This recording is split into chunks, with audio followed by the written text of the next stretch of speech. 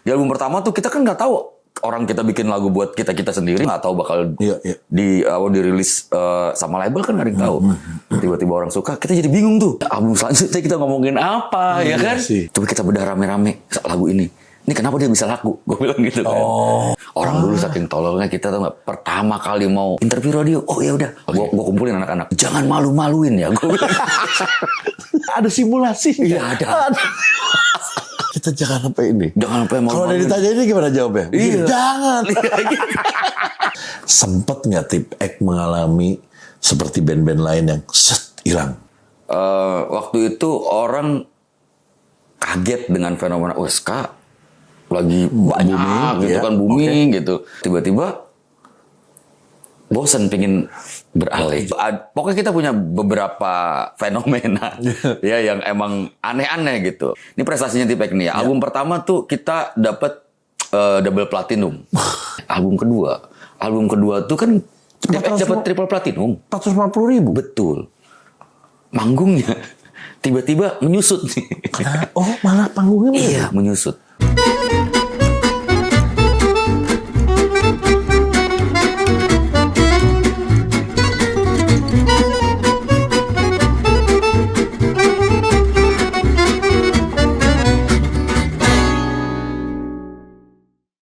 Halo, ketemu lagi saya Ferdi Tahir di acara Oli Kahri bersama teman seperjuangan saya ada Trisno Tip X. Aduh, thank you. Trisno akhirnya setelah sekian purnama purnama. Orang zaman dulu ya. Sekian purnama akhirnya matahari juga ada. Jadi akhirnya datang dan buat kalian yang banyak banget minta Trisno Tip X akhirnya datang, alhamdulillah. Trisno baik. Baik, alhamdulillah baik. Kok muda terus ya? Gue sekarang udah begini, lu masih begitu aja. Perasaan dulu. Enak aja. Dulu kita bareng kan? Bareng. Kita bareng dulu. Iya. Nah, jadi gue masih amazed, masih seneng ngelihatnya bahwa Tip X ini sekarang luar biasa panggungnya. Anjing, kayak band baru. Dan keren gue ngelihat kalian tuh solid gitu. Oh, nanti kita ngomong rahasianya apa ya? Oke. Gue mikir dulu nih. Oke, sekarang ini kita udah tahu lah kalau Tip X. Om Trisno, gue pengen tahu nih. Lu waktu dulu baru ngeband, mungkin bisa ceritain nggak lu dari kapan sih mulai ngeband? Dari SD, apa SMP, apa SMA, apa langsung oke, bikin band langsung Tip X. Udah tahu banget ya, jalannya udah ada. Ya, gimana ceritanya sebetulnya? Jadi gue tuh gini, ngeband tuh mungkin SMA kali ya, SMA kelas 1. SMP gue udah sering-sering lihat teman-teman gitu kan, maksudnya abang-abangan lah zaman itu. Iya, abang-abangan pada kan kalau dulu kan gini, yang paling susah adalah nyari studio rental karena nggak banyak tuh. Iya kan? Betul. Bayarnya, wah kacau tuh ya, nggak banyak bener nggak banyak. Jadi kebetulan di daerah gue tuh ada, nah jadi kan sering lihat gitu, orang latihan ngeband gitu kan. Jadi gue pernah jadi basis. Lu jadi basis? Pernah jadi basis dulu. Nih oke. Lu jadi nyari jati diri lah ya. Nah, jadi kalau di tempat gue itu kita ngumpul nih karena rata-rata yang ngumpul tuh anak-anak band. Jadi, lu bisa ngebass nggak kayak gitu? Oh iya. Lu bisa ini nggak bisa gitu? Bisa iya kayak gitu kan. Gua kan nggak bisa. Gue bilang, gua main gitar aja minimalis. Gue bilang gitu. Nggak ngulik lagu nih kita mau. Dulu kan zamannya festival rock, iya kan? Festival rock tuh. Zaman dulu tuh kita tuh orang festival. Ikut festival rock lah. Suruh jadi pemain bass, ya udah gue kulik dulu ya. Berarti lu ngulik kata dia. Gampang kok lagunya Skid Row. Anjing. Gampang ya. Iya. Kalau nggak salah acting and life ya. Oke. Itu pokoknya lagunya itu sama I Remember You, gue inget banget. I Remember You. Ya udah dengan apa ya? Dengan susah payah lah ya. Berarti ada vokalisnya? Ada. Lu mah nggak jadi vokalis? Agak. Jadi waktu itu tuh ya awalnya gitu-gitu aja. Jadi karena memang ngumpul, ya udah kita ini ikut festivalan gitu. Ya udah gua main lah sampai final juga. Jadi dulu tuh vokalis gua sebetulnya udah punya album. Udah punya zaman album. dulu. Vokalis rock dia. Wih. Eh, Ini ngomong SMA loh. Udah rekam berarti dia beruntung banget. iya, udah lebih tua lagi gua. Tapi susah kan zaman dulu kan rekaman tuh susah. Susah. Sekarang. Kalau nggak salah nama bandnya Kayakas kalau nggak salah. Kayakas. Oke. Gua tanya Kayakas ya? rock. Apa karunia yang kuasa kalau nggak salah. Kepanjangannya. Karunia yang kuasa. Kayakas. Oke. Nah vokalisnya dulu ada yang namanya tuh Saka kalau nggak salah tuh ya udah kita bikin festival yuk gitu. Oke. Akhirnya ngebas lah gue tuh sampai final waktu itu di Ancol. Udah. Jadi habis proyekan itu saya nggak juara. Tapi masuk final nggak juara. Udah setelah itu ya udah gue bilang nih kayaknya nggak cocok dah nih main-main ini nih gue pengen karena waktu itu kan gue masih punya teman-teman yang seumuran. Yang ngeband-ngebandnya maunya tuh yang apa istilahnya tuh yang beda sama yang abang-abangan gua ada nih kan waktu itu kita kan zamannya rock pop kan gitu kan. Kan dulu memang rock lagi naik kan. Lagi naik. Slow rock tuh sebenarnya. Nah rata-rata tuh di sekitaran kita tuh mainnya itu kan. Nah gua sama temen-temen tuh pingin yang beda lah. Kita pernah zamannya alternatif rock Jovi, itu. terus ada kita kelas dulu tahun 92 tuh ada Nirvana udah mulai Seattle udah mulai. Iya. Ini sebelum apa setelah? Sebelum SMP tuh gua masih ya itu masih zamannya Skid Row itu. Oh zamannya slow rock lagi musim. Slow rock lagi naik-naiknya. Terus ini apa namanya dulu si Here I Am Six apa judulnya? Extreme lagi mulai kan? Betul. Elias, Iron Maiden. Iron Maiden. Anjing itu zaman dulu banget itu. Iya, jadi zaman itu tuh kita ngedengerinnya kayak gitu-gitu tuh. Jadi ya after itu kan Metallica, terus yang lainnya jadi kita tuh kok kayaknya musiknya rock semua. Nah, pas alternatif masuk tuh. Itu mulai tuh. Pearl Jam. Bagian gue seneng tuh. Jadi ini nih kayaknya nih bukan yang itu bagian abang-abangan lah. Kayak gitu. ketuaan tuh kayaknya. Karena kan saingannya kan udah pada. Iya. Wah, ngeri banget dah. Dulu kan udah zamannya udah mulai rekaman si itu kan siapa Grass Rock. Iya. Wah, udah gede-gede. Jadi emang apa ya? Kita pingin sesuatu yang tidak barengan sama mereka nih. Ini zaman dulu Out of the box pengennya gitu ya. Jangan gitu ya. Jadi pas kita udah mulai kenal akhirnya ada Ugly Kid Joe. Iya, Ugly Kid Joe. Terus Everything about you. Betul. Mulai. Jadi kita nyari sesuatu yang role model buat kita sendiri itu yang baru gitu. Oh, berarti lu sebenarnya anak rock dulunya. Rock karena maksudnya di sekitaran di era itu rock. Eranya rock gitu. Oke. Oh, berarti lu dari dulu pengen yang jadi gini. Orang-orang lagi kesini, lu pengen yang beda sendiri. Beda sendiri. Dari dulu tuh punya sifat itu udah. Ya. Jangan-jangan selera makan juga beda. Kagak itu sebetulnya kalau gue pribadi ya. Gue pribadi tuh gue punya pengalaman lucu nih. Jadi suara gue kan agak ngebas ya. Jadi rock itu selalu melengking dan tinggi suaranya. Nggak masuk. Gue bilang kalau gue jadi vokalis nggak masuk nih di sini. Iya kan? Harus bawain lagunya siapa? Sis Gun. Wah itu mah. Itu kan patokan anak rock banget kan? Zaman dulu tuh. Kita bisa meriang konten itu. Betul.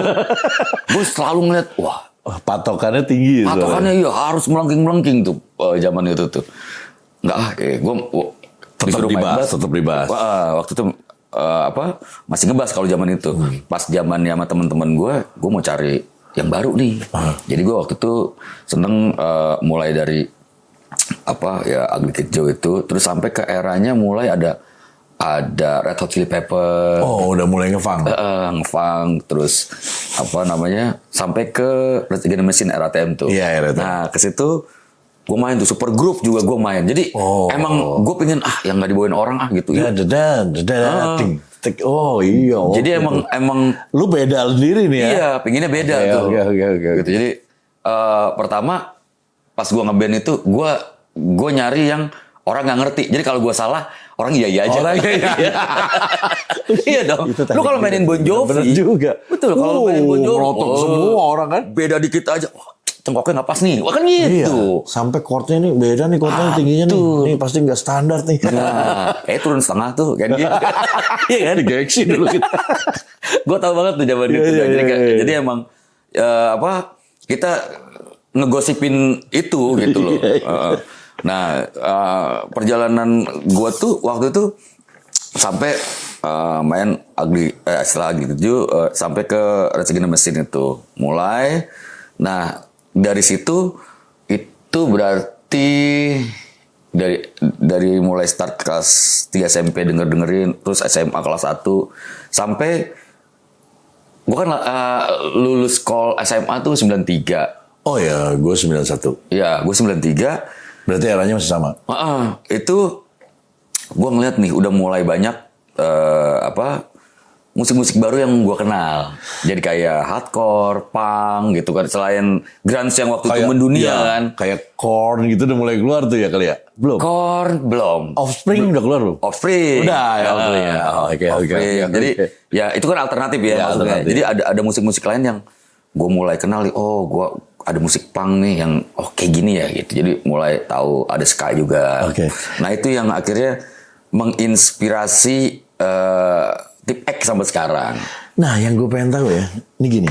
Waktu dulu, ya kita kan tahu lah, kita pernah ke rock, ada nge-funk, ada yang kayak bangsa rock and roll-nya, ada macam-macam lah gitu. Tiba-tiba lu memilih genre ska. Itu apa yang membuat lu kayaknya ska nih?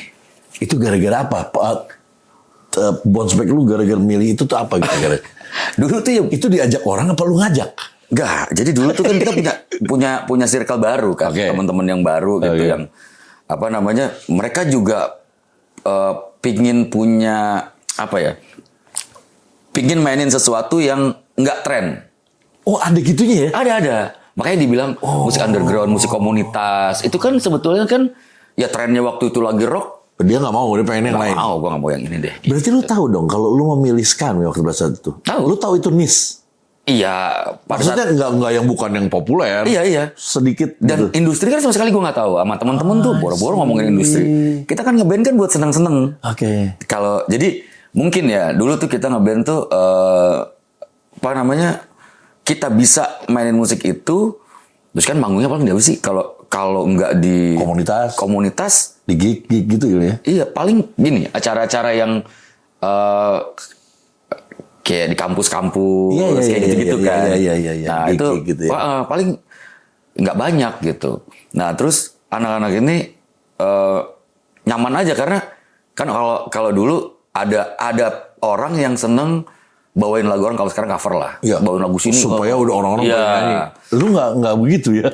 Anak-anak band gue nih lucu-lucu. Jadi mereka tuh ya udahlah kita bikin ini aja yang happy aja gitu, yang seneng-seneng aja. Karena dulu kan gak ada kepikiran kita bakal kemana-mana tuh. Yang penting ngeband aja. Iya, kayak teman-teman gue bawain anak punk nih. Ya dia ngedress gitu.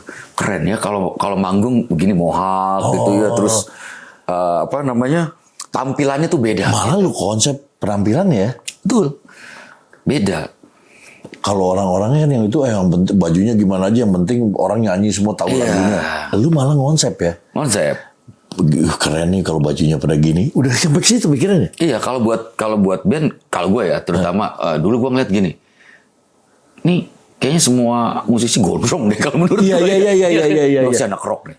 Gondrong ini pasti anak rock nih. Gitu. Nah, kita kan kita harus gondrong dulu nih gitu kan. Enggak dong gitu. Cari yang lain lah. Gue ngeliat anak-anak hardcore waktu itu, pada botak-botak keren nih. Terus anak skinhead, keren-keren. Iya. Pakai dogmar, pakai ini. Kayaknya emang gue bukan di situ deh tempatnya, gue bilang gitu. Jadi gue sebagai anak muda pada saat itu gue seneng yang agak kiri lah, agak beda. Sayap kiri lah lo ya. Kiri. Gitu. Ketemulah sama teman-teman Tip X ini. Ini tuh dari awal bikin Tip X, ini orang-orangnya masih tetap sampai sekarang? Orangnya semua sama kecuali drummernya. Oke. Lu yang bikin, lu yang narik-narikin apa lu ditarik? Ada gini. Dulu tuh di daerah gua itu ada satu tempat di situ semua jenis aliran musik ada. Ada. Oke. Ada. Nah, gue sama temen-temen nih pingin, terutama gue pingin punya band yang kalau menurut gue serius lah main bandnya gitu. Karena dulu kan sering kita ada di band ini, ada di band ini. Lu mau ngeband aja sama gue gini buat project-project apa kayak festivalan, terus apa. Jadi serius. Nah, kalau yang gue sama Tipek ini awalnya juga sama karena di zaman itu kan kita pernah ikut festival musik apa namanya alternatif di iya di Jakarta. Waktu itu udah di situ udah banyak aliran musik baru yang gue lihat gitu. Makanya setelah itu waktu itu gue bawain lagu apa ya? Ska tapi belum ya? Itu awal banget Tipek apa namanya muncul, kita jadi juara favorit, abis itu langsung ganti apa namanya genre. Oh, waktu pas jadi juara malah belum jadi ska. Belum sekali jadi kita bikin band itu, bikin ini aja ikut festival, ikut festival, jadi juara favorit. Abis itu udah langsung ganti besoknya, udah kita jangan main itu lagi, udah ganti deh gitu, main ska. Nah, main ska. Begitu lu memutuskan mereka, berarti lu udah denger ska dari dulu. Iya. Jadi kebetulan pemain ritme gua waktu itu dia sering apa namanya dengerin lagunya udah enak deh kata dia. Ini band ska nih kata dia waktu awal-awal. Jadi itu denger wah enak nih. Wah dia sambil joget-joget gitu. Keren. Ayo bawain gitu. Mulailah bawain. Jadi kita akhirnya kenal beberapa band-band ska yang nggak pernah mampir di kuping kita jadi tahu oh ini begini gitu. Oh dari luar tuh udah tahu dari luar. Oke. Jadi emang dan belum ngetop ya di Indonesia ya. Belum. Jadi kan itu kan prosesnya lama kan. Maksudnya kita dengerin terus ya seneng. Terus kan nggak tahu manggungnya di mana. Akhirnya kita ada teman-teman, ada di sini nih ada komunitas yang emang mainin musik ini juga. Ya udah di situ lah. Salah satu yang terkenal ya di Poster Cafe itu, mantan Poster Cafe dulu. Cafe dulu, ya Allah zaman dulu banget. Itu emang tempatnya apa? Cikal bakal banyak band-band ajaib lah di situ. Di situ ya. Iya. Nah waktu lu bikin ska nih, berarti lu dari awal udah bikin lagu dong? Iya. Gila. Nggak coverin band ska sana? Oh tetap coverin. Ada ya? Tetap coverin, tapi dulu gue bilang gini sama teman-teman. Nih ya, gue bilang kita harus punya lagu. Iya. Gue bilang, jadi kalau kita punya lagu nanti kalau udah banyak bisa bikin album. Gue bilang gitu. Oh, lu udah ke situ ya? Iya. Dulu kan zamannya apa sih namanya tuh? Kalau sekarang do it yourself kan. Kalau dulu tuh apa namanya? Indie label. Indie label.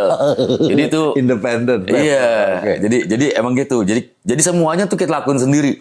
Recording sendiri dari bikin lagu ya. Recording sendiri, bikin CD sendiri. Modal sendiri semuanya. Iya, enggak yang indie label itu rata-rata gitu teman-teman kan. Oh gini. Ya udah kita harus punya album nih, gue bilang. Tapi kalau punya album kita minimal lagunya harus 6 lah, gue bilang gitu. Oke. Biar istilahnya tuh nggak sedikit banget. Jadi mulai kita bikin lagu sendiri. Dan berarti lu patungan dong? Patungan ya? Bukan belum ada label nih kita ngomong ya? Belum. Jadi makanya zaman itu kita tuh udah ngerti duluan. Kita tahu recording tuh dulu pakai pita 2 in kan? Oh iya. Gue beli dulu pita 2 in. Mahal kan 1,8. 1,8. Iya. Patungan, begitu second yang bisa jadi. Betul. Kan yang baru tahu ya. Gue juga gitu soalnya. Iya, tapi masih bisa dipakai berapa kali. Iya, betul. Gitu. Dan kelemahan ya kalau naruh yang nggak benar, jamuran. Oh, jamuran. Iya kan? Suaranya jadi nggak benar. Bener itu dan waduh. Sama gua. Second belinya. Second. Dan terus nyewa studio yang ada 2 ini tuh mahal ya? Mahal banget. Bisa satu shift 600.000. Wah, patungannya gila deh. Iya. Dulu tuh kita pingin banget itu. Jadi kita pingin banget minimal kita punya album. Iya. Gitu. Jadi tujuan paling tingginya adalah kita punya album. Dan anak-anak setuju. Berarti lu nggak ada mikir, wah kita harus jadi bintang? Nggak ada ya? Nggak tahu kalau harus ada gitu. Nggak tahu ya. Nggak tahu. Gitu. Gila. Jadi gue mau ceritain nih proses untuk punya pita gitu. Iya. Ini banyak cerita-cerita yang uniknya. Nah, gimana? Salah satunya itu pemain rhythm gue itu. Emang dia orangnya apa ya, ngehe banget lah. Sampai sekarang masih ada deh? Masih ada. Patungan 100.000. Gue bilang pelan-pelan nih gitu kan. Terus sisanya kalau kita manggung, kalau kita dapat duit, gue bilang gitu, kita buat recording. Gue bilang gitu. Iya. Patungan 100.000, gue main ke rumah itu, emaknya ngomong, kapan mau recording? Oh, ntar tante, paling minggu depan gitu. Iya, itu si Alul udah tante kasih duit tuh buat recording 300.000 kan satu anak patungannya. Gue diem. Bangsat tuh anak gue. Jatuh 200. Satu tadi banyak. Berarti Wong Sugi masih bisa 300. Itu gede loh, 300.000 itu gede. Itu emang. Jadi sebetulnya dulu gue mikirnya, kalau sekarang gue mikir nggak berkah nih. Kebanyakan kartu. Jadi emang perjuangan buat itu luar biasa. Sampai ngebohongin orang tua gitu. Ya pelan-pelan. Jadi gue mulai recording itu 96. Ini yang bikin sendiri ya? Iya, bikin sendiri. Berarti waktu 96 lo bikin, itu udah lagu sendiri? Lagu sendiri? 6 lagu? Enggak. Jadi 96 itu gue nyicil sampai 98. Oh, hampir 98? Iya, hampir 4 tahun, 3 tahun lebih lah. Berarti belum ada fisik nih ya? Lo masih bikin. Belum. Jadi kan proses itu kan lama. Jadi kayak pertama nih, kita udah punya pita, kita recording. Waktu itu kita tuh recordingnya di Grogol tuh apa ya namanya? Chandra Kirana. Oh, Chandra Kirana. Chandra Kirana. Dia ke situ. Tuh pertama recording, kita mau recording nih. Oh ya, udah siap nih, udah. Ini pitanya, oke. Mulai bikin gaet dong. Temponya seberapa? Tempo apa nih? Termin kali. Tempo apa? Kan kita nggak tahu metronom. Ngaco dong pertama rekaman pakai metronom. Harus ada temponya kata dia. Gimana caranya? Nih, semana temponya? Wah, kita belum tahu di gini. Akhirnya dicari. Kan lama tuh. Yang nggak biasa main tempo kan, tahu sendiri. Ngeri apa? Bikin gaetnya aja kan lama dong. Itu kan karena baru kenal itu kan. Iya, gue kebayang sih. Jadi pengalaman lah. Yang tadi gagah datang recording nih, kita merekaman. Terus pas yang lu take vokal, difotoin. Ya kesana lagi rekaman. Iya. Kebayang sih sama gue. Iya, jadi emang itu baru punya. Jadi gini, punya lagu pertama, lagu kedua itu nggak ada aturannya, nggak ada rule-nya buat. Nggak ada rule apa ya? Nggak ada. Jadi ya udah kita punya duit, happy aja udah. Happy recording kayak gimana, kita sesederhana itu yang kita tahu gitu. Ya udah recording. Jadi kalau ngomongin kok dulu pengambilan sound drumnya yang satu yang ini beda. Jangka waktunya kan beda tuh. Benar. Gitu. Jadi satu lagu harus selesai.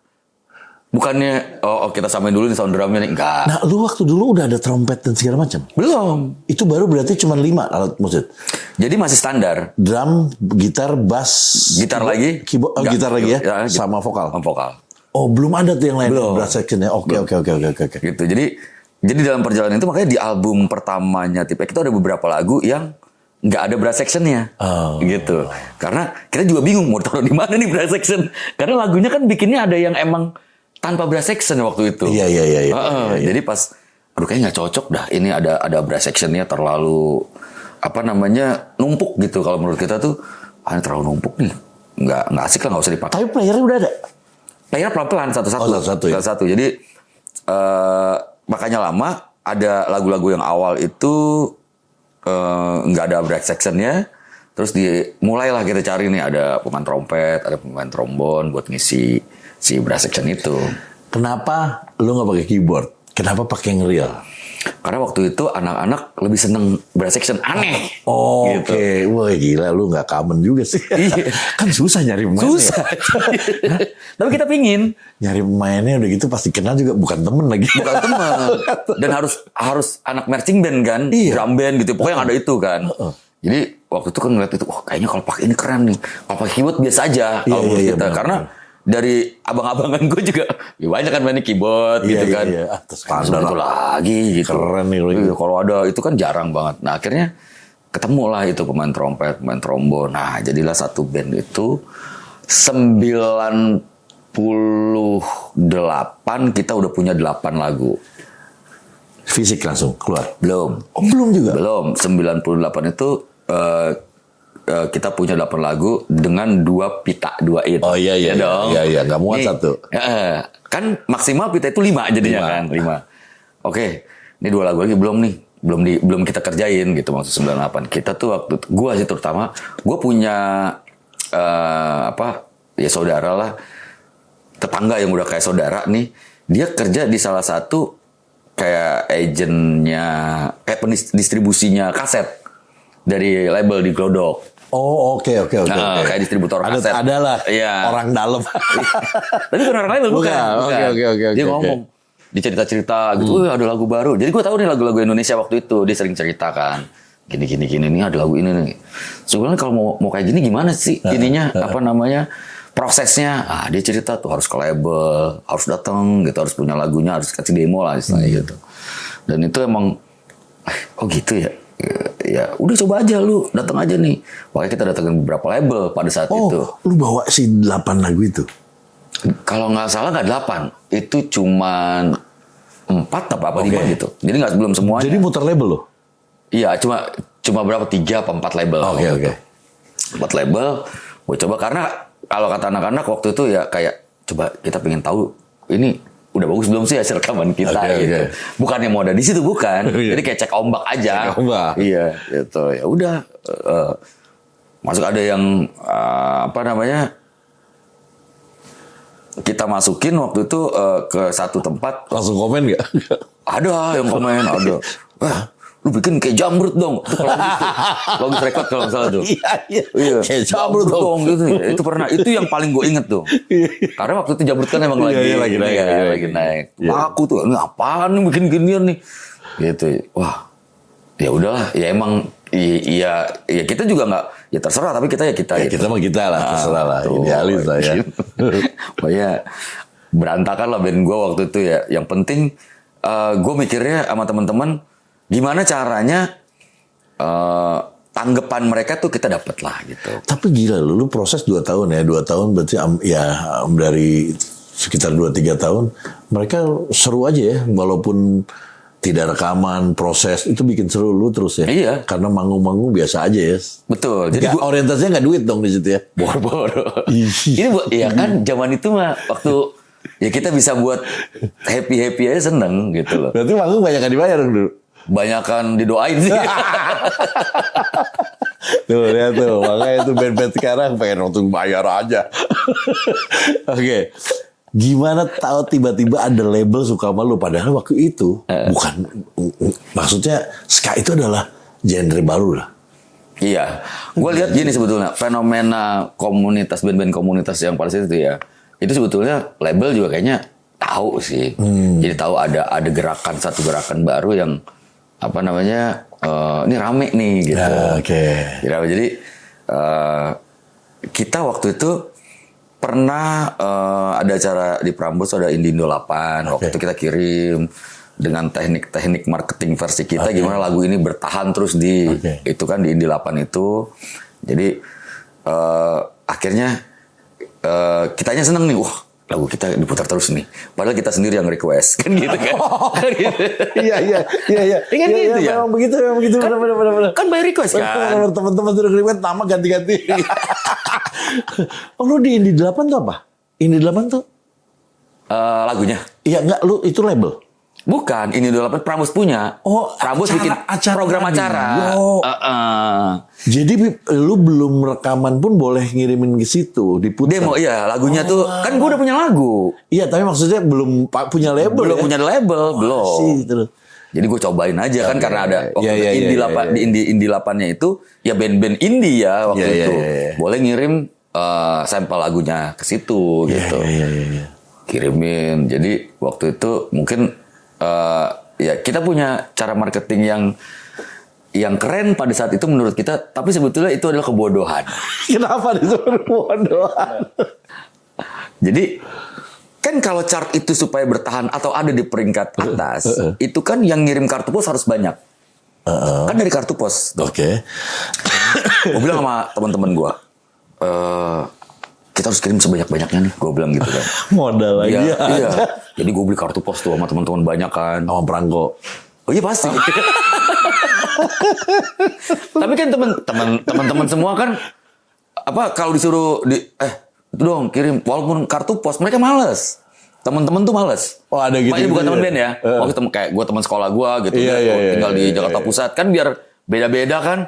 Jadi yang jangan numpuk dari sini semua gitu ya. Iya doang. Tapi dia enggak nih. Akhirnya gue sama anak-anak kita beli aja kartu pos yang banyak sama perangkonya banyak. Udah mintain alamat semua teman-teman kita. Jadi yang selatan, timur, barat, utara, semua tuh.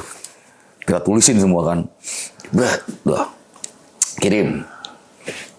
Lagu oke lah ya. Kita diundang Prambors ya. Oh diundang akhirnya. Kamu banyak banget sih minta. Betul. Banget lo yang minta. Gila lagu lu. Oke banget nih katanya. Banyak yang minta. Cuman katanya, kenapa kode posnya sama? Arahnya dari mana-mana nih. Tapi tempatnya satu. Tetap sepintar-pintar tupai melompat. Tidak pernah ikut Olimpiade dia. Ada salahnya. Iya bener ya. Lu diem aja kan. Gue bilang iya juga ya. Tapi ya itu kan sesuatu yang menurut kita kan cara ya. Yeah. Gimana caranya kita modal. Kita ini cuman memang akhirnya memang kita tahu bahwa lagu itu tanpa kita kasih kartu pos itu, kalau emang bagus pasti banyak yang request gitu. Tapi buat ini sih buat si penyelenggara ya Indie 10 itu juga Indie 8 ya. Iya, Indie 8. Nah itu effort lo yang dia pikirin. Gila dia effort baik dia. Baik. Ya. Biarpun lu ngakak-ngakaling gue tapi effort gue tahu. Tapi kasihan banget. Kasihan udah usaha. Itu tuh makanya gue bilang kalau mau jadi bintang itu kelihatan dari usahanya sih. Usahanya gila-gilaan sih. Nggak ada ibaratnya excuse tuh ya. Iya, betul. Ya udahlah, udah kalau cuma segitu ya udah nggak dikejar terus. Oke, make it berarti di Indie 8. Iya. Jadi gini.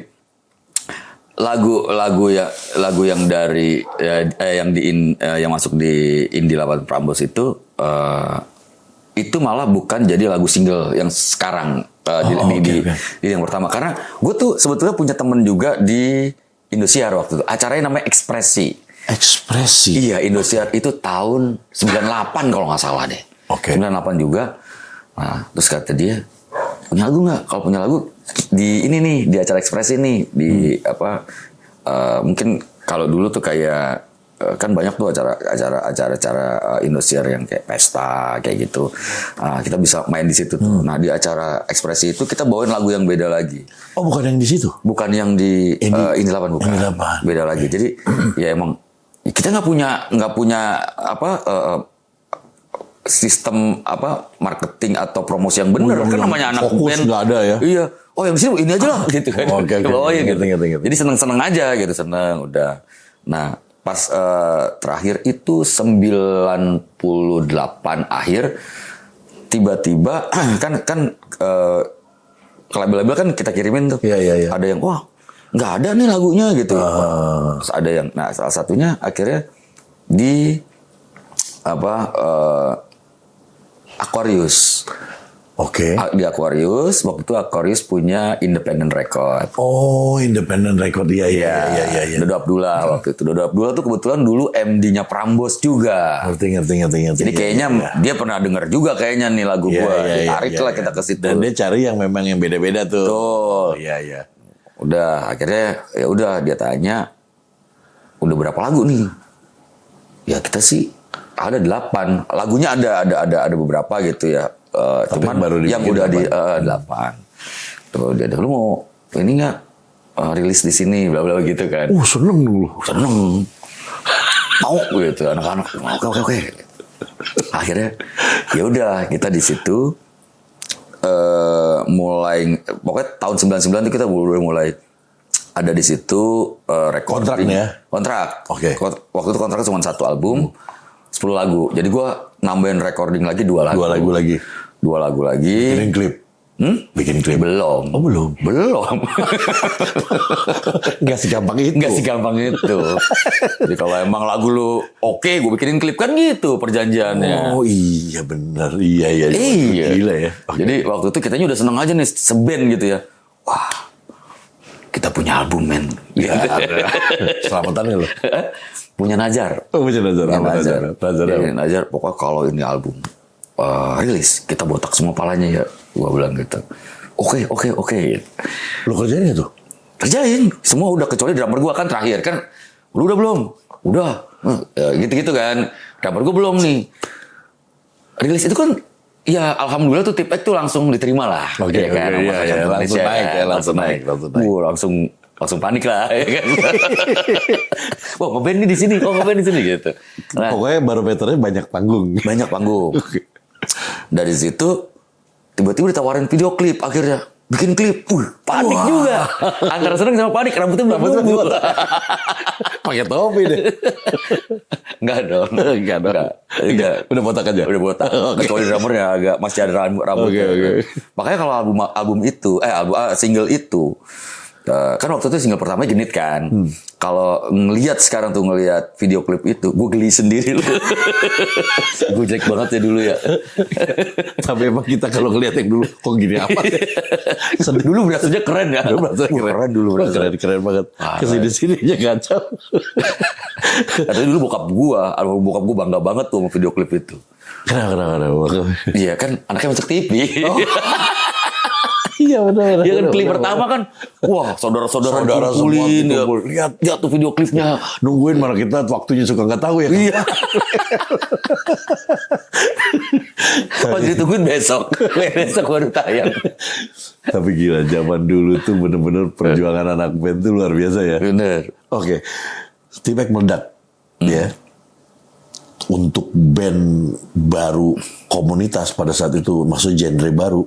Meledak, dan itu kan meledaknya secara attitude juga menyebar gitu, jadi apa namanya sindrom tuh ya kan, sampai temen gue pada ya kan zaman dulu tuh, pada bajunya juga beda-beda. Nah itu kenapa men, kok ada gitu ya, ada harus bawa tas kan ya dulu, terus pakai bretel, pakai topi gitu. Kenapa lu yang nyuruh apa komunitas itu udah begitu? Karena musik ska itu kan memang dari luar. Jadi kita tuh memang ngadopsi aja sebetulnya. Itu kan band-band ska itu memang sudah ada di luar, tapi memang nggak populer gitu loh. Iya. Jadi kayak di Indonesia dulu kan nggak kayak sekarang ya. Sekarang tuh lu mau dapat berita apapun gampang, dapat cerita band apapun gampang, mau lihat genre apapun gampang sekarang. Dulu kan susah. Jadi kalau kita dapat itu seolah-olah bahwa itu adalah pakem yang sebenarnya. Oh, dia berasanya pasti begitu. Iya, juga. Ska itu harus pakai jas, harus pakai bretel, harus begini. Ya itu kita pakai, kita adopsi ke sini. Gitu. Jadi ya emang, dan di sini kan nggak ada, kerennya kan gitu kan. Kita doang nih pakai nih banyak di komunitas itu yang bawain musik ska rata-rata kan gitu jadinya. Oh kita namanya kan Root Boy. Wah, Root Boy ini kita keren nih gini nih harus pakai begini. Nah itu yang akhirnya pada saat itu muncul ke permukaan ke industri ya, masyarakat terima mungkin sesuatu yang baru juga. Mungkin masyarakat bosan juga ngeliatnya orang gondrong gitu. Iya kan, fresh gitu. Ada sesuatu yang baru. Gue suka amaze ya. Gue pikir lu nyuruh gitu ke mereka, pada pakai ini dong yang nonton, pada pakai ini enggak ya? Enggak. Dulu juga gue pakai jas kalau manggung. Iya, pakai jas gitu kan. Mengikuti lu jadinya. Ya mungkin mereka ya memang beberapa di komunitas itu kan kita sama-sama jadi tahu gitu loh. Oh gini yang datangnya gitu, bandnya kayak gini. Pokoknya gue pakai jas. Emang komunitas ska tuh rata-rata mereka dulu pakai jas pokoknya gitu. Ya udah begitu. Padahal tau gak lo? Kalau sekarang gue berpikir ya, itu kalau udah kita manggung pakai jas itu kan gerah banget men. Kita di tropis ya kan, gerah banget tuh. Oh, lu sempat ngalamin ya? Ngalamin. Ya? Kalau gue sekarang pakai jas terus. Nah iya sekarang. Tempatnya kan udah enak. Udah gemuk. Pakai jas terus. Kemarin kalau pakai jas nyekek. Nah ini jadi bukan hanya pemain bandnya loh. Kalau gue lihat, fansnya juga effort. Betul. Jadi memang dulu akhirnya band komunitas ini ada apa ya? Ada sesuatu yang kita sepakati sebetulnya bahwa band-band komunitas ini tidak bersentuhan dengan major label gitu. Tapi lu enggak sih, enggak major. Sebetulnya gue enggak, karena gue ada di independent record. Independent bukan major. Bukan major. Iya benar. Gitu. Cuman karena ada di bawahnya Aquarius, jadi dianggap itu. Jadi pada saat itu tuh memang kayak eksklusivitas gitu. Jadi di situ kita bisa lihat oh kalau zaman dulu anak Inggris tuh potongan rambutnya mau baju itu aneh-aneh kayak gini gitu. Anak punk gini. Kayak ada Peaky Blender juga ya? Ada kayaknya. Iya kan pakai pet, pakai bertel. Makanya dulu tuh keren kalau menurut gua suasana zaman itu ya, anak-anak skinhead gitu. Terus juga tuh ada gini-gini tuh itu sampai nyiptain. Apa? Sampai nyiptain. Iya memang gue lihatnya begitu. Joget-jogetnya gitu. Begitu ya? Begitu. Wah itu keren sih menurut gua. Kan kalau di kita joget itu kan dangdut doang. Iya. Di Indonesia kan. Ya. Iya. Ada joget yang ini jogetnya keren nih. Makanya beberapa yang bapaknya dangduters, anaknya udah gak mau lagi. Mau tetap ada gen jogetnya. Tapi udah gak mau yang itu lah gitu. Iya benar. Iya kan? Iya. Makanya beda nih. Gitu. Oke. Pada saat itu ya, lu band pertama ska atau ada lagi yang sebelum lu yang udah rekaman? Kalau secara nasional, Tipek yang duluan. Tipek pertama berarti ya. Terus baru keluar. Nah kalau gue inget ya, kalau nggak salah label-labelnya juga keluarin ska-ska juga. Iya. Betul ya? Betul. Apa yang sangkatan lu dulu? Gua dulu keluar setelah Tipek itu pokoknya ada Jun Van Gangfu. Oh iya Jun Van Gangfu. Noin Bullet, terus Purpose. Pokoknya itu band-band zaman gue tuh ada beberapa yang masih sampai sekarang masih bertahan lah, kayak anak-anak Noin juga masih ada gitu. Jadi memang sering sepanggung juga mereka malu ya. Iya, ada yang sebetulnya gini. Band itu kan yang susah adalah mereka mempertahankan bandnya. Jadi ada yang personilnya udah ada yang keluar, ada yang kayak gitu-gitu kan. Nah, jadi tinggal beberapa yang masih ada lah sampai sekarang gitu. Dan gue sih kayak dulu ya, zaman dulu tuh pas keluar album itu aja udah seneng buat gue. Iya sih. Iya punya album yang seneng. Iya sih. Gitu. Terus kita punya klip gila itu, semua saudara, semua teman yang ngaku langsung. Ngaku temen lo. Gue infoin. Terus yang pas lu udah ketemu langsung ngaku temen semua. Waduh. Bro, apa kabar bro? Sampai gue mikir yang mana ini ya. Kalau dulu kan fisik ya. Kalau dulu fisik. Lu thanks dulu banyak. Ini dia. Ini part paling menarik ya buat anak band. Iya kan? Kalau ini kan kita band yang personilnya banyak nih. Iya. Kalau personilnya sedikit. Lu berapa? Gua 7 apa? Sama gue 7 juga. Nah, jadi tuh kalau yang dulu kalau personil 5 cukup tuh cover buat thanks to personil kan. Kalau kita kan harus dikurasi lagi. Ya. Jangan terpanjangan lu. Iya. Sampai dikurasi lagi.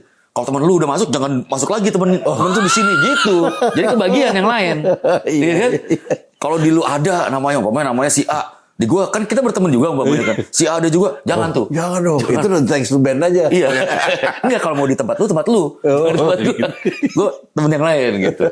Itu kalau enggak satu orang itu bisa satu cover sendiri. Iya benar. Temennya kan zaman itu kan banyak banget kan. Dan itu kebanggaan kita dulu, pengen nulis thanks to. Betul. Iya kan? Betul. Bokap Allah dulu pertama. Betul. Bokap, nyokap, adik dan segala macam. Kalau punya pacar ada diselipin. Terus sama yang lucu tau gak? Alat musik. Oh iya. Terima kasih buat Gibson. Terima kasih buat Roland. Padahal mah itu juga di tempat latihan. Di tempat recording.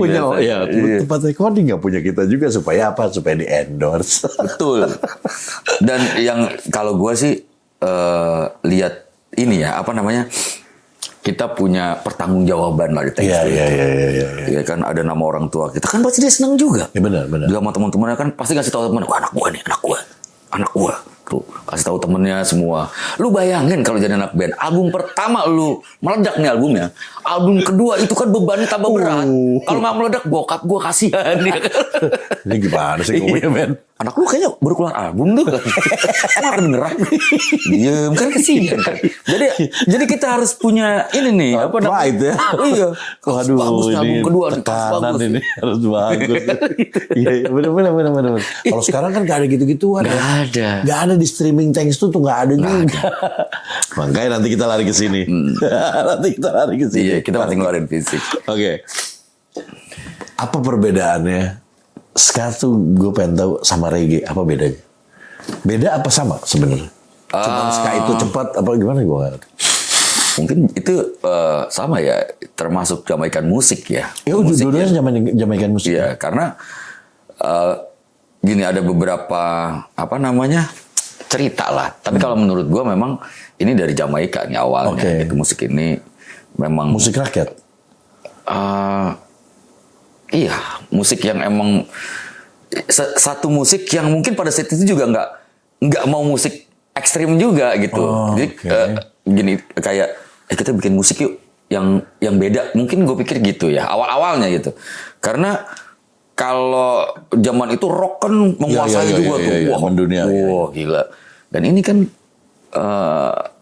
kayak apa hiburan. Sekali ini kan sesuatu yang bisa dibuat happy. Ya kalau gue ngeliat gini ya, gue ngeliat dari lagu-lagu lu aja.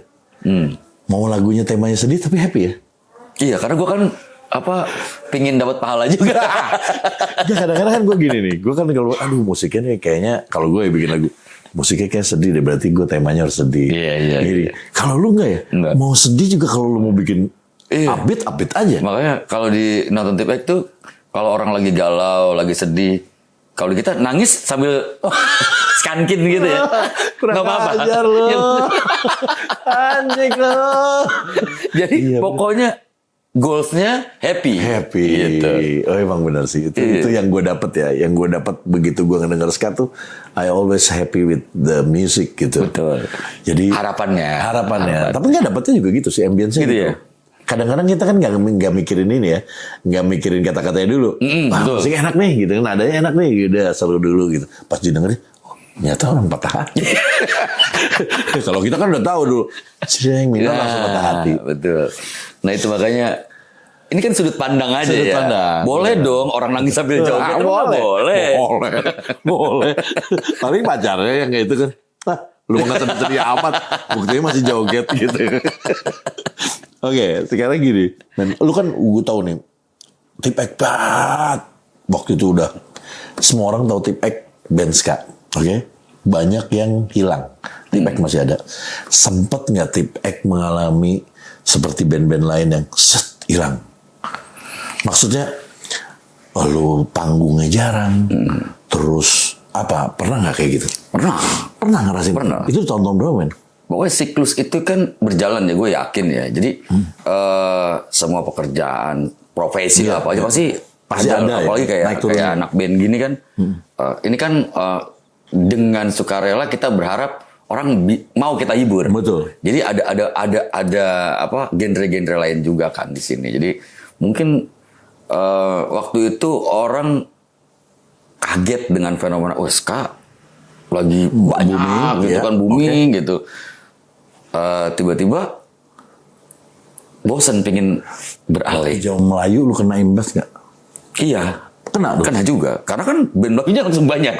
Iya kan. Kalau cuma satu gak ada masalah. Kayak gue dulu nih. Iya kan. Wah itu duduk gitu kan. Nah, lu sempet juga tuh. Coba.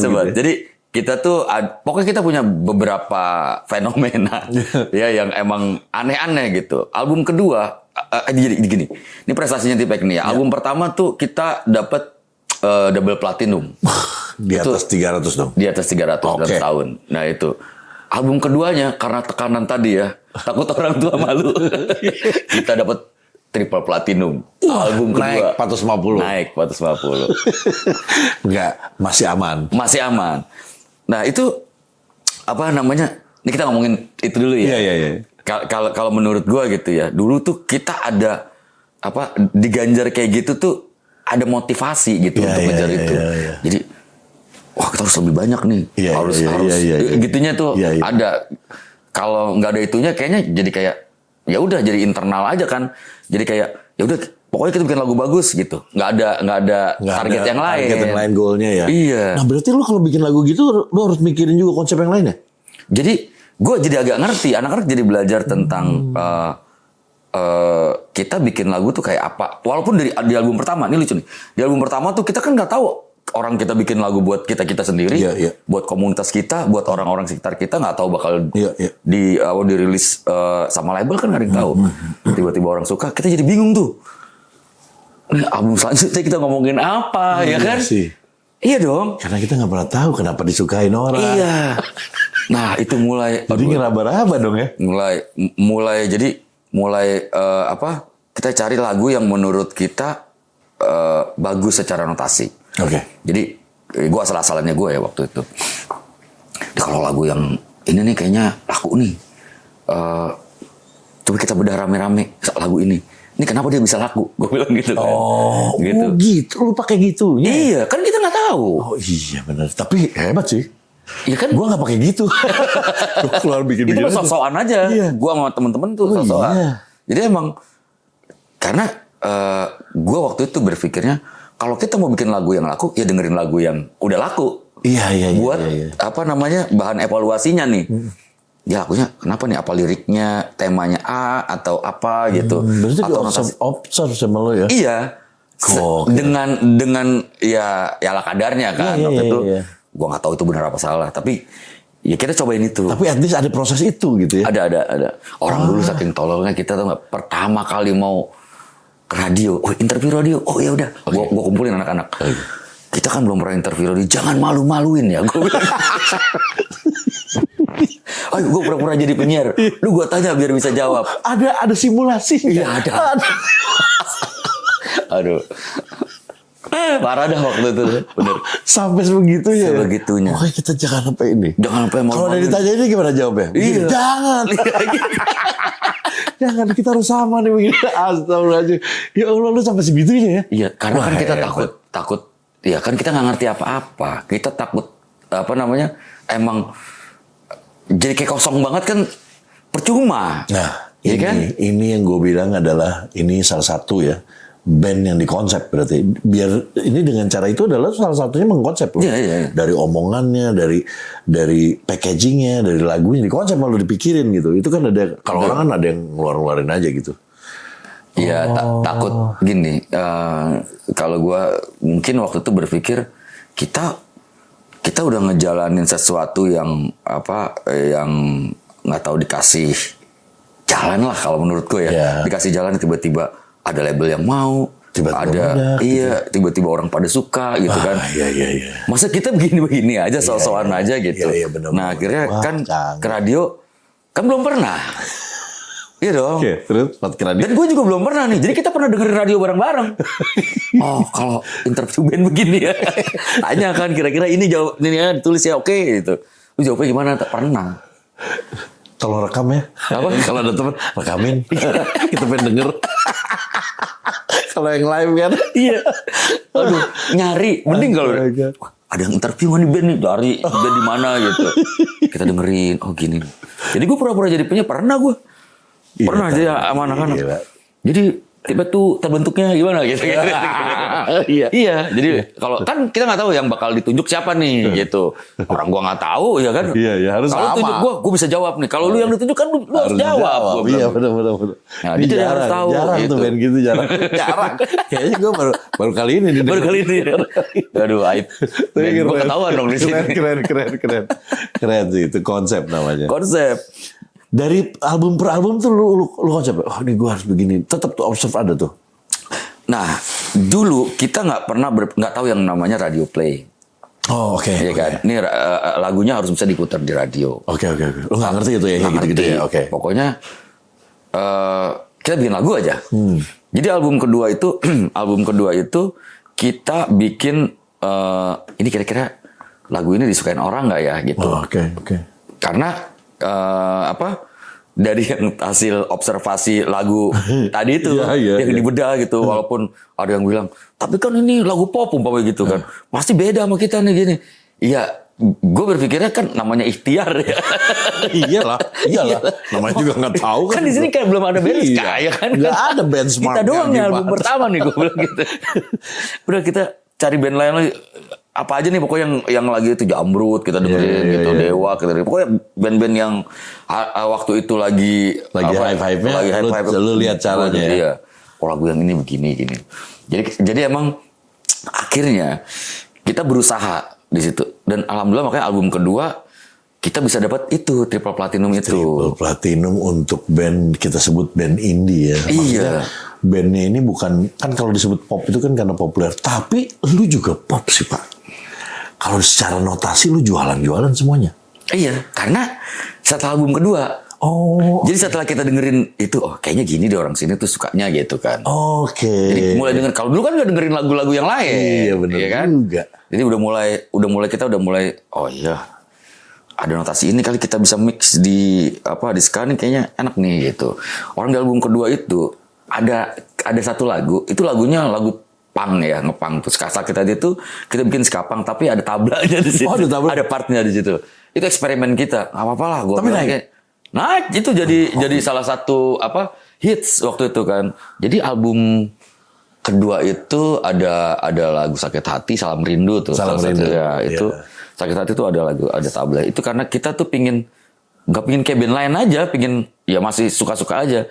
Dan beberapa teman-teman kan dulu pernah nanya gini, lu kalau di label pasti kan lu ditentuin lo malah. Iya, wah ini begini.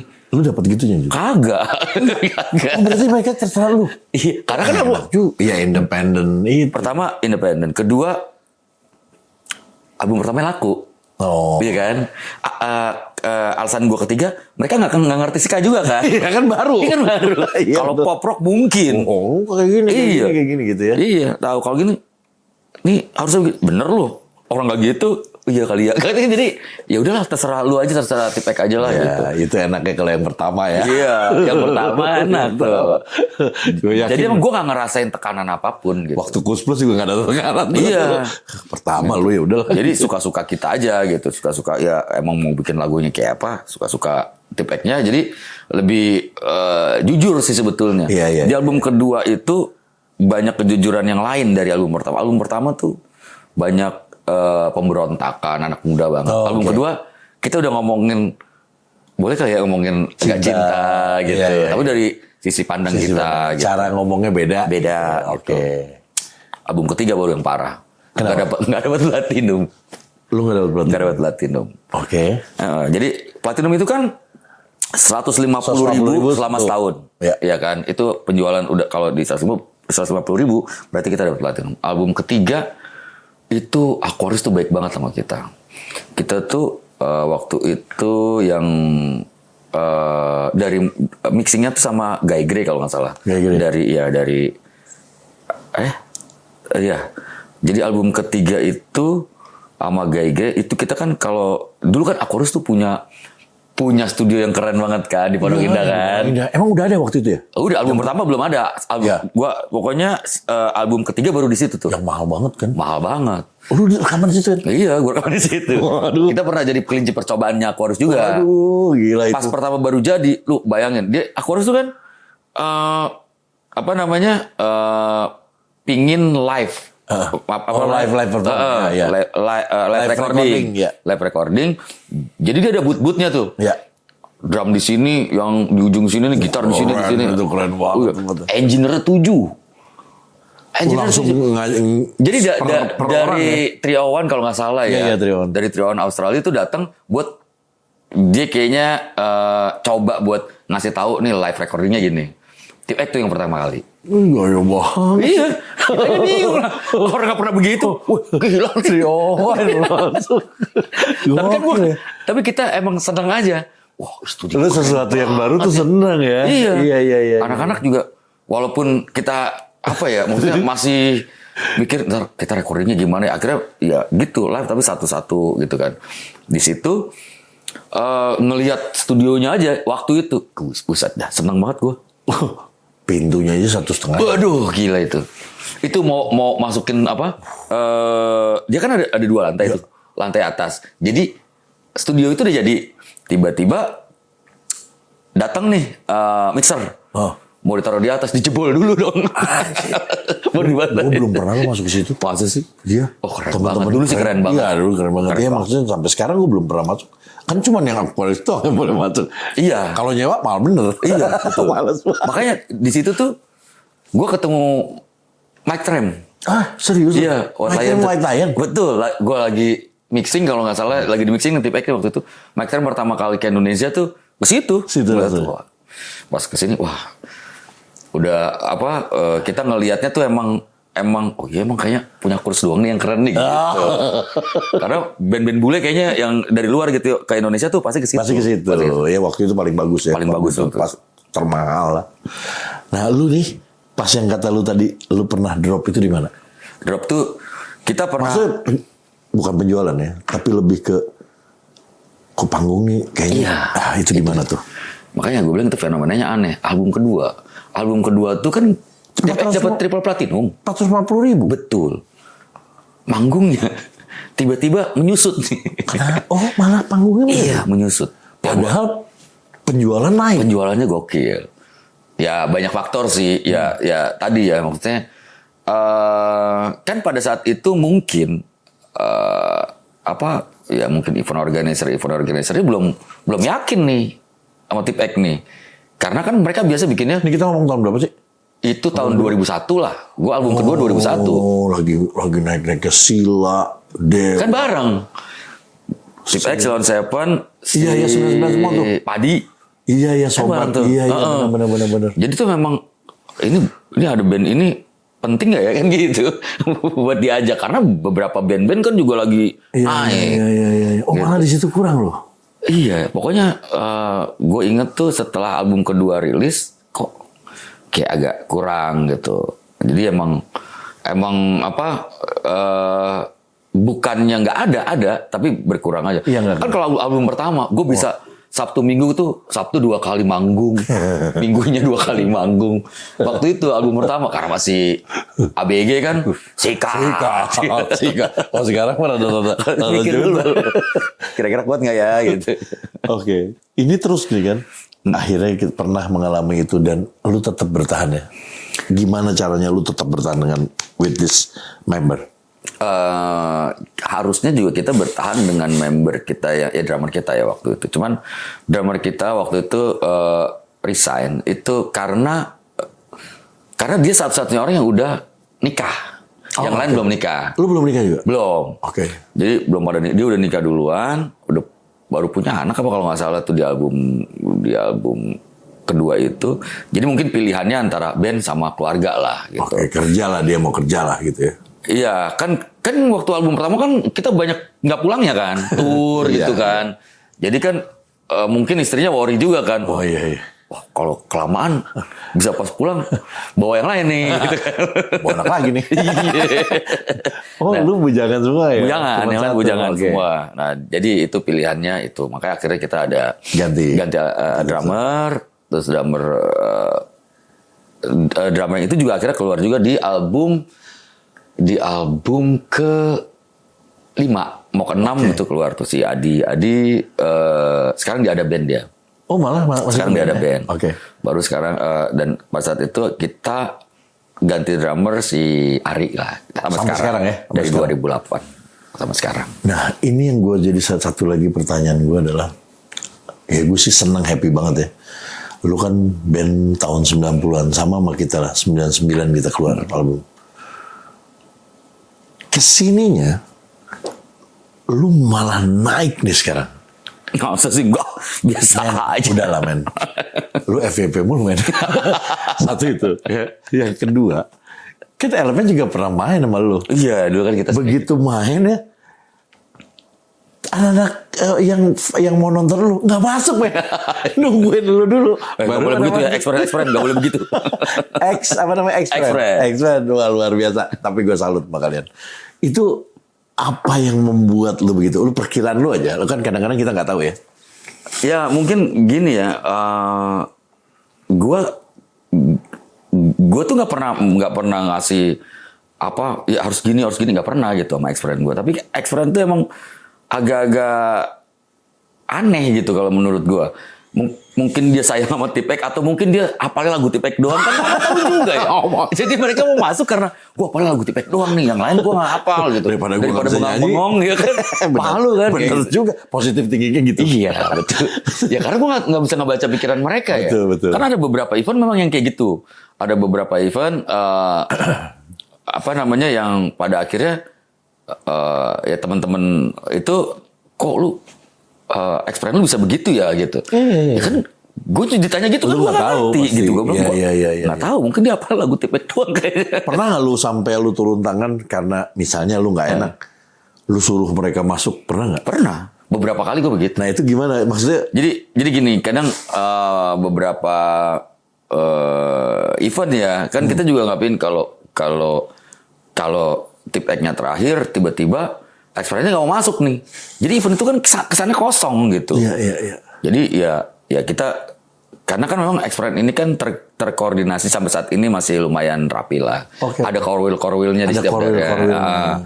Jadi kita masih bisa handle mereka untuk satu komando lah. Iya, satu komando masih bisa. Sampai sekarang masih ya alhamdulillah masih bisa diatur lah gitu. Itu keren. Terus apa lu pada suruh masuk lu? iya.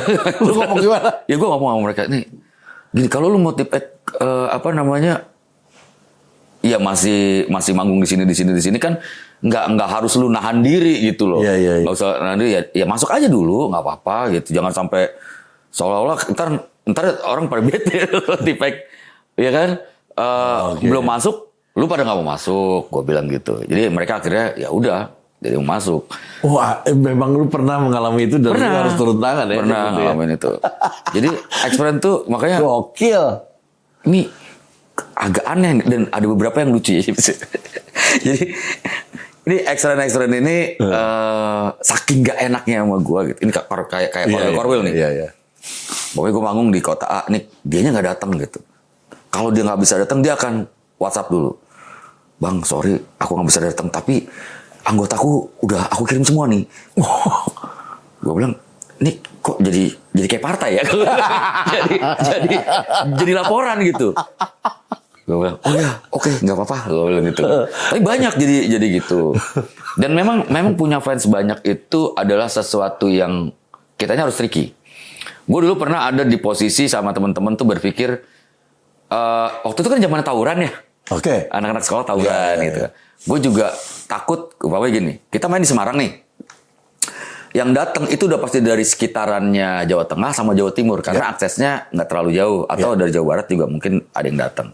Yang gue takutin, ini yang datang ke tempat konsernya Tipek yang di lapangan, di outdoor, itu rata-rata kan pasti anak-anak muda nih. Oke. Takutnya terjadi gesekan. Takut lu malah.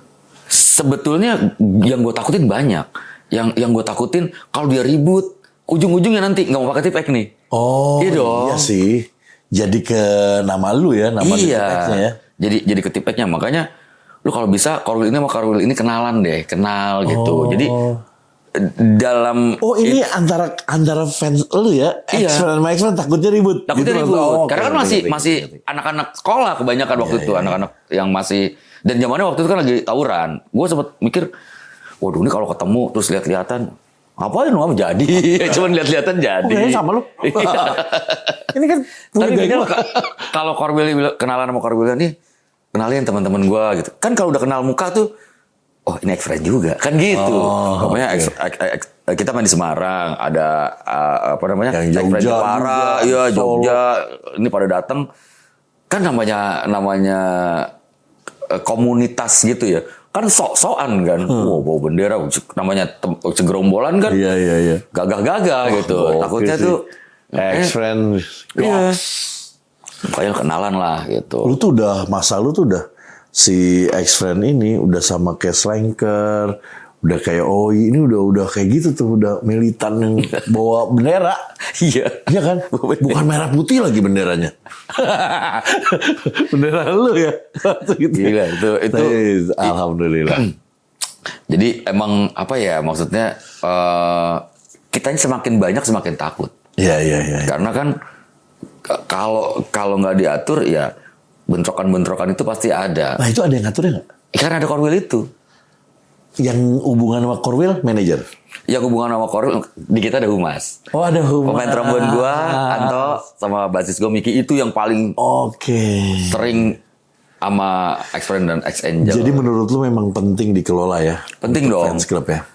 Jadi Korwil itu punya apa ya, ada trik-trik juga loh. Ada trik juga. Jadi ya namanya sukarela kan. Nggak bisa kita paksa-paksa orang. Iya, Tapi kan relawan ya. Iya, mereka kan juga butuh pemasukan, apalagi kalau ngefans terus tiba-tiba dari bujangan dia nikah nih.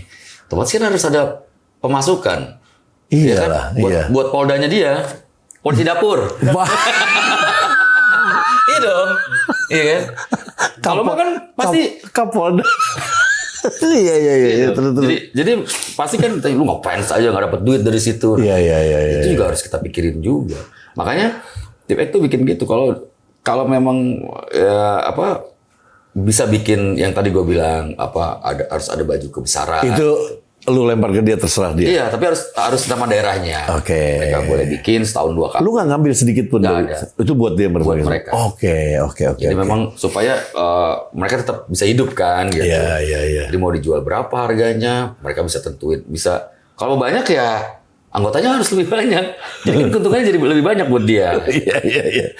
Dan ini salah satu band yang paling banyak fansnya, dan juga salah satu band yang paling banyak seragamnya. Seragamnya itu Banyak. menurut gua, lu konseptor, bener-bener lu tuh pure konseptor. Lu gila, lu banyak, ada yang garis-garis, ada yang sampai polkadot. Dan itu luar biasa. Jadi gua nih scrolling gini pas bagian dia, lagi manggung, bajunya beda lagi. Bajunya gini. Gua bilang, wow, ini sih pasti nih penata busana. Bukan ternyata ya. Oke. Jadi kita tuh dari 2003, 2004 itu kalau nggak salah kita punya kostum manggung itu hampir 1 lemari. Gila. Gitu. Jadi waktu itu waktu itu masih urusan gue tuh. Jadi bagian gue buat ngurusin itu kostum manggung itu paling banyak 2 kali kita pakai. Udah gitu nggak dipakai lagi? Nggak dipakai lagi. Wih. Jadi banyak banget tuh. Itu pernah di tahap itu gitu. Sampai ya Apalagi kalau TV ya, kalau udah masuk TV nggak enak kan? Ya TV harus, apalagi TV ya. Harus langsung sekali ganti. Karena sekarang ada YouTube. Jadi gue berpikir waktu itu, ya di YouTube bajunya jangan sama gitu, sama. harus beda-beda. Jadi gitu. tahulah ini waktu di mana, zamannya kapan. Gitu. Gue pernah ngeliat ya, yang di Padang, anjing gila, pecah banget loh. Gue ada tuh sampai dari atasnya gue ngeliat video, anjing gue bilang, nih gila nih Tip X. Udah zamannya Stabilo masih Tip X masih keren juga. Tip X tuh dari situ dong, dari. Enggak. Oh bukan. Tip X itu apa? Tip X tuh Indonesia banget. Tip X, jadi banyak orang yang berpikir bahwa Tip X tuh Dari yang buat penghapus. Iya, bukan. Itu tuh bukan. Itu 5 huruf membawa berkah. Tipe X. Tipe Iya. beda dari yang lain. Oh, Filosofinya tipe itu. X, tipe X. yang kan Iya. ada faktor X Nah, gitu ini tipe X gitu. Lain daripada yang lain. Lain daripada yang lain. Cuman orang ngomongnya penghapus, kita seneng-seneng aja. Padahal bukan itu maksudnya. Bukan itu, tapi akhirnya nih dijelaskan. Sebenarnya tipe X, tipe Tipe yang X. lain daripada yang lain. Iya. Iya sih, emang lu lain daripada yang lain. Terus apa namanya? Lu tuh ini sih apa namanya? Fenomenal untuk lagu-lagunya. Gua enjoy dengan lagu-lagu lu, men. Lagu-lagu tuh mau nggak mau harus gue yang jadinya orang. Ya. Kita juga sampai sekarang masih nggak percaya ya, masih ke pasar-pasar tradisional tuh yang mereka masih pedagang-pedagang itu kalau lagi nyantai masih dengerin Ya, itu. gila sih. Itu masih ada. Gue pernah. Jadi gue diajak sama istri gue kan yuk kita ke pasar gitu. Gue udah pakai masker gitu kan. Set, gue mau ke tukang ikan nih. Gue yuk ke tukang ikan. Ya udah, gue bilang gitu. Gue ngikut lah pokoknya hari itu gue ngikut lah. Wah, ngeri itu. Iya. Lagunya Tip X nih. Lagi diputar. Ada lagi diputar? Ada. Gue nggak jangan di situ dong. Gue takut. Jeffrey Nicole, enggak. Oh Maksudnya iya gitu, ya. maksudnya. Wah keren sih kalau seneng tapi iya. rada-rada chaos nih nanti. Di pasar main di pasar. Iya. Iya kan, jadi takutnya gimana? Iya. Tapi emang gue ada rasa deg-degan sendiri sih kalau dengerin lagu sendiri gitu, ada di sini gitu. Lu pernah sih ada lagu pelan banget gitu, nggak ada? Pelan banget. Mungkin kita pernah bikin Medium. lagu Selamat Jalan itu pernah, terus Yang baru nih juga ada yang Di sini juga ada ya? ada yang baru juga. Oke, kita kembali ke sini sekarang. Ini baru kita balik ke sini. Ini jadi yang gue amazed, ternyata Tip X masih ngeluarin CD. Gila nggak? Ini bukan dari label dong, Pak? Bukan. Ini bikin sendiri. Dia pengen bikin tuh. Oke, ini album keberapa? Ini album ya? Album ke-8. Album ke-8-nya Tip X. Judulnya Tanda Istimewa. Tanda Istimewa. Cing, masih begini. Ada times itu nggak? Ada dong. Ada. Terima kasih kepada Allah SWT, keluarga, para istri dan rezeki. Wah gila, ini ke zaman dulu. Para istrinya ada nama-namanya tuh. Ada para istri, ada Mirna, Tiara, Sila, Wina, Dewi Puspasari, Ayu Lestari, dan anak-anak tercinta, teman-teman sponsor. Anjir kayak zaman dulu. Gue kangen banget kayak ginian nih. Anjir. Ini kalau bukan beli bukan label yang keluarin, berarti lu yang keluarin sendiri. Modal sendiri. Iya, jadi Tip X tuh sebetulnya punya label juga. Ini yang namanya Favorite Record di sini. Oh ini Favorite Record. Iya, Ini lu. Favorite Record. Nih. Iya, itu Tip X. Jadi kita pengen merdeka aja sebagai band sih. Oke. Gitu. Kita mau bikin. Ini di album ini ada 12 lagu. Kan standar 10 ya? Iya. 12 lagu. Oh di sini di belakangnya. Iya. Beda zaman, kisah cinta kamu dan aku, belajar nakal. Anjing masih belajar nakal aja. Terima kasih, oke lah. Bahagia sampai tua, cakep. Sudah tidak love you. Sudah tidak. Gue udah tidak love you lagi nih. Oke, pulang. Jangan miskin, cakep. Menikah denganku. Iya. Emang ada yang baru nikah? Enggak. Jadi tuh menikah denganku tuh kita menganalogi seseorang sekuat apapun yang tatonya banyak kayak lu gini. Pada saat lu nembak cewek lu untuk nikah, itu kan kita kayak orang bisa takut nih gua ngomong apa aja, tapi pas ngomong itu mau nggak ya dia?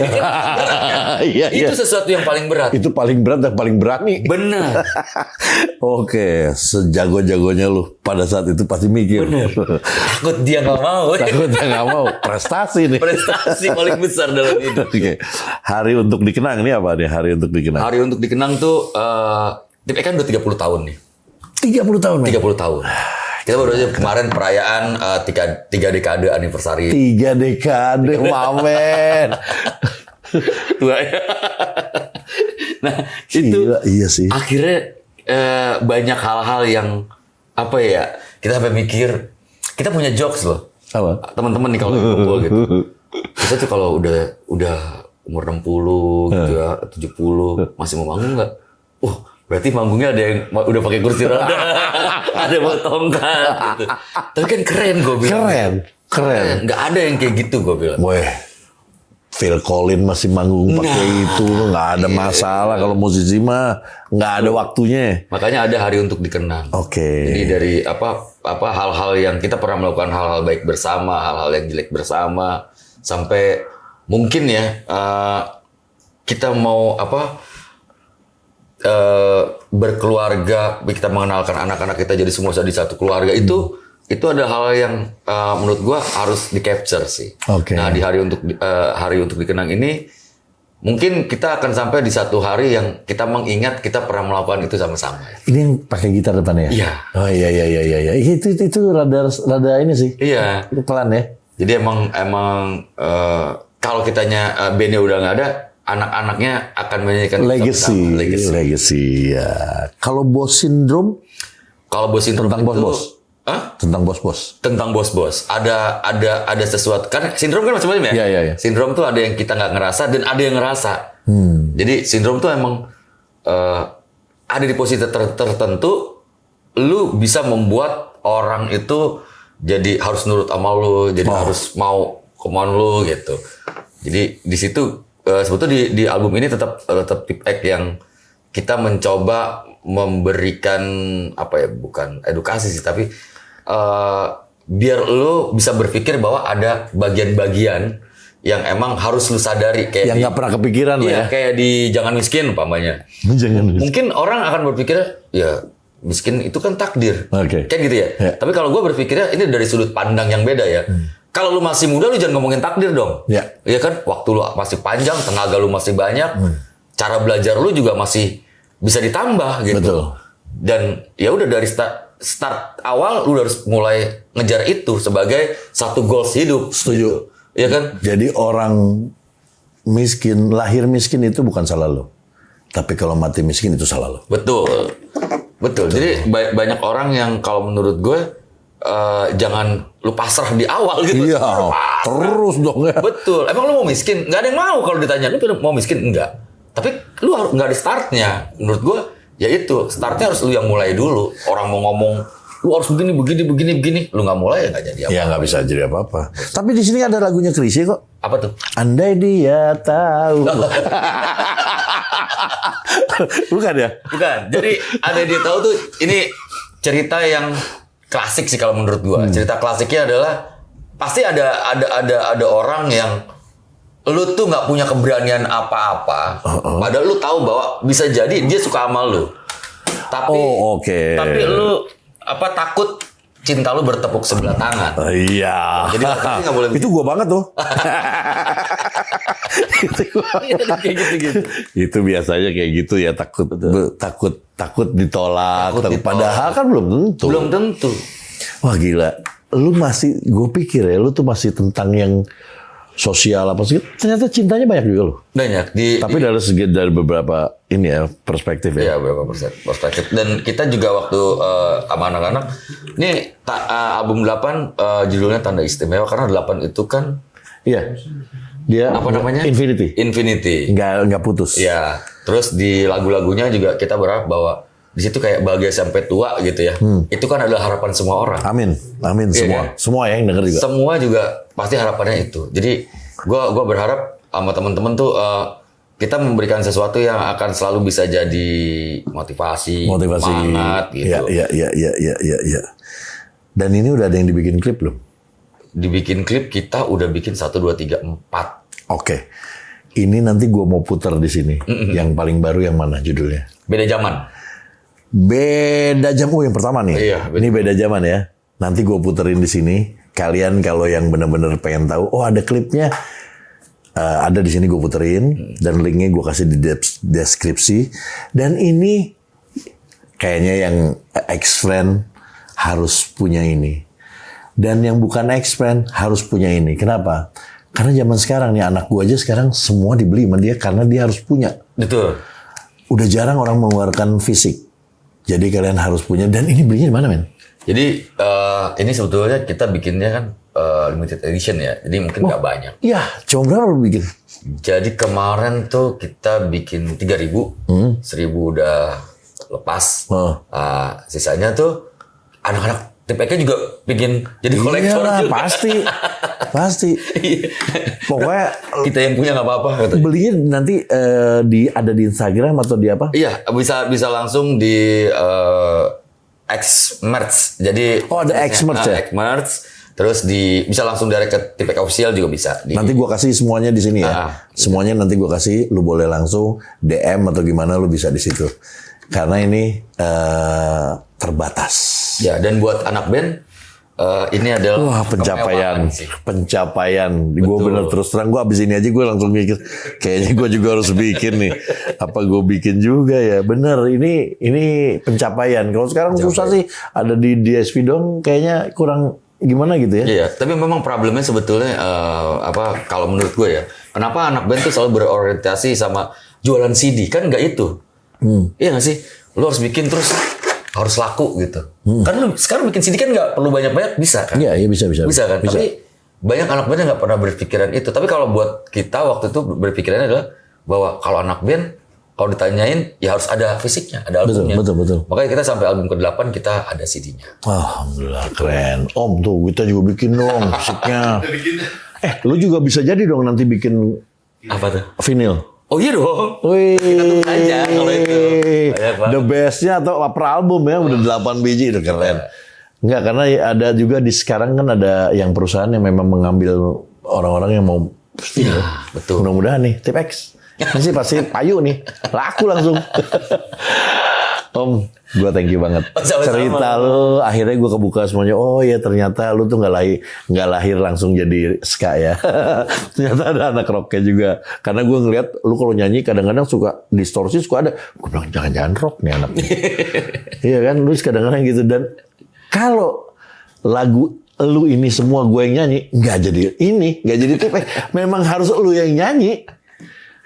Gaya nyanyi lu tuh udah unik dan lu punya doang itu udah. Aneh ya. Gokil sih man.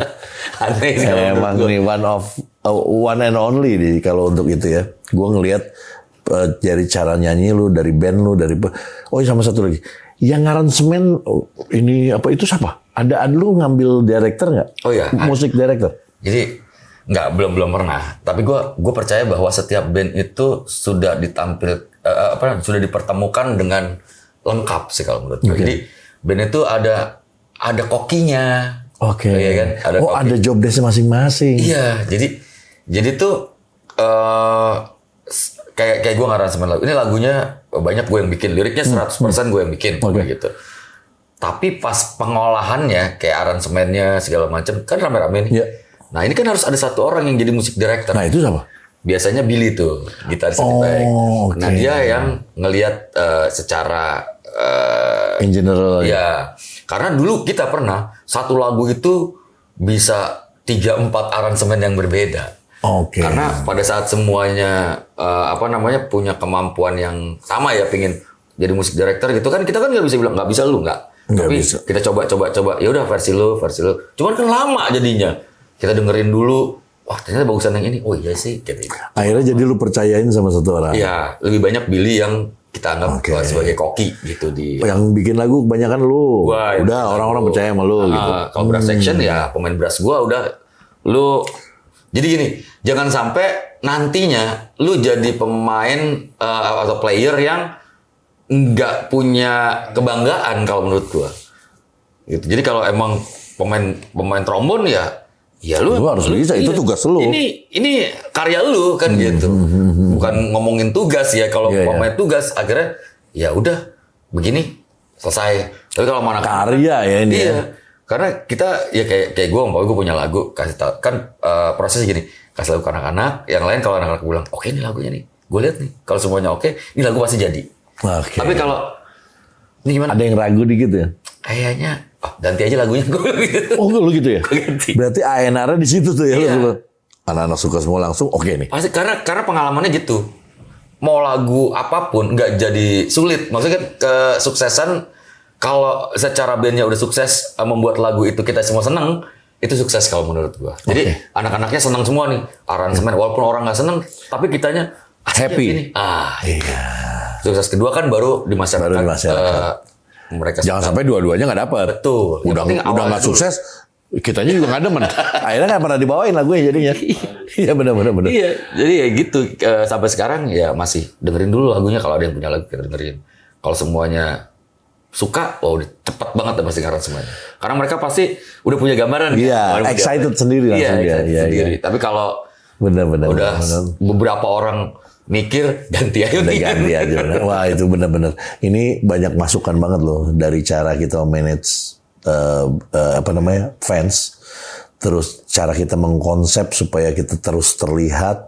Sama satu lagi yaitu tadi cara kita menentukan lagu juga benar sih. Kalau udah langsung enak semua, kita jadi PD-nya jadi all out kan, keluar di semua di situ. Wah masukannya banyak bener ini. Elemen mau gitu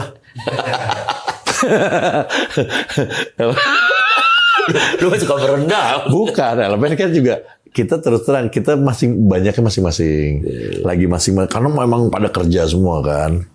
Jadi mudah-mudahan habis ini langsung ayo. Amin. Pokoknya gue sih percaya ya bahwa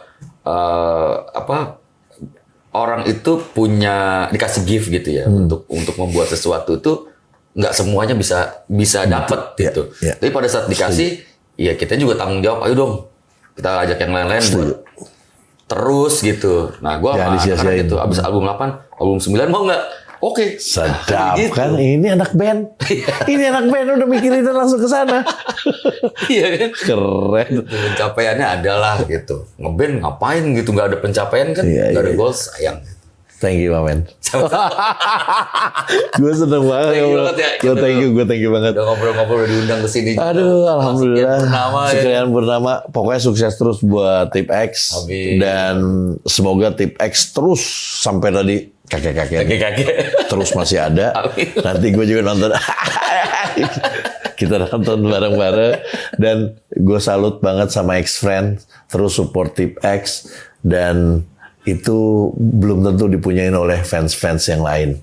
Jadi berbanggalah kalian yang menjadi X-Friend.